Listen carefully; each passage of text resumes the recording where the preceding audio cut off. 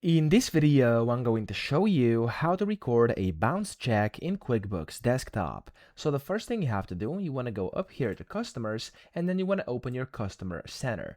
Now, whenever you do this, you then want to go to Transactions, top left over here, and then here you want to click on Received Payments. Now, you want to double click the payment you want to use to record. So I'm just going to click on this first one, for example, double click it, and it's going to open like this.